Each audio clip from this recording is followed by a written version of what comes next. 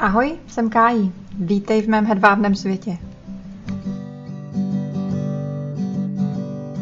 Dnes jsem se rozhodla trošku experimentovat a ke klasické technice malování na hedvábí zkusím přidat některé nové prvky, které jsem ještě nedělala, a uvidíme, jak to celé dopadne.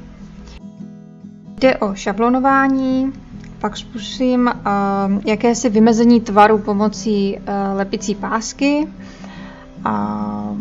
pak malé experimenty s konturováním pomocí klasické barvy na textil a pak zkusím zlaté aplikace pomocí zlaté folie. Takže jo. Je jasný, že tohle všechno skvěle funguje na papír, ale já jsem upřímně zvědavá, jak to bude fungovat na hedvábí. Takže jdeme na to. Poslední dobou jsem se zhlídla v takových zářivějších barvách, takže jsem přidala svítavě růžovou a uvidíme, jak to bude na obraze fungovat.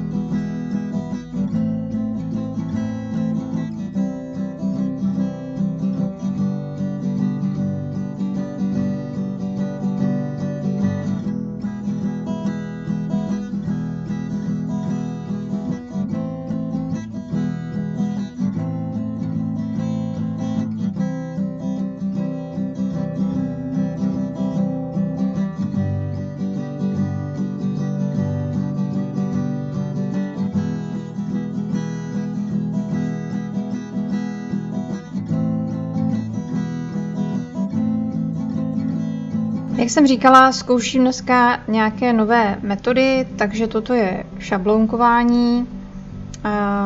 Přes klasickou plastovou šablonu nanáším tmavou barvu, aby se mě obtiskla na podklad, a tady zkouším vymezit tvar slunečních paprsků pomocí klasické lepící pásky.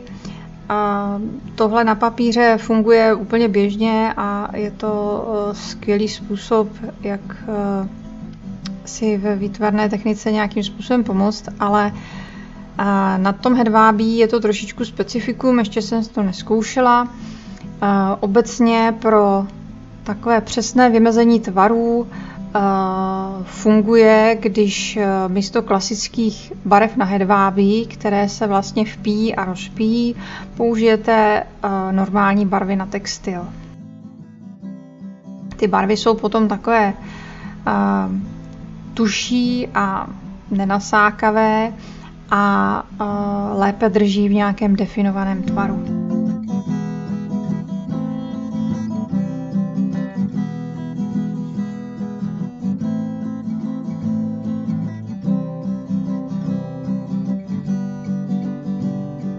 Tady právě v téhle tubičce mám opět klasickou barvu na textil, takže jak vidíte, nefunguje jako barvy na hedvábí, který se do tohoto materiálu vpíjí, ale funguje to spíš právě jako konturka, jako konturovací barvy.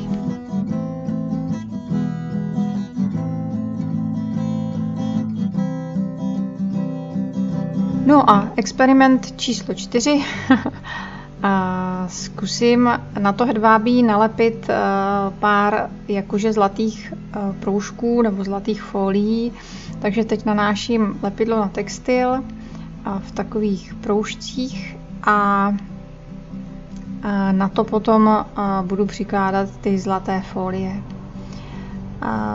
Velice jemným štětečkem jsem si je na to lepidlo přilepila, nechala zaschnout a teprve až to pořádně zaschne, tak jde tu folii smést. Takhle to dopadlo. Děkuji, že jste to se mnou vydrželi až do konce a budu se těšit příště. Ahoj!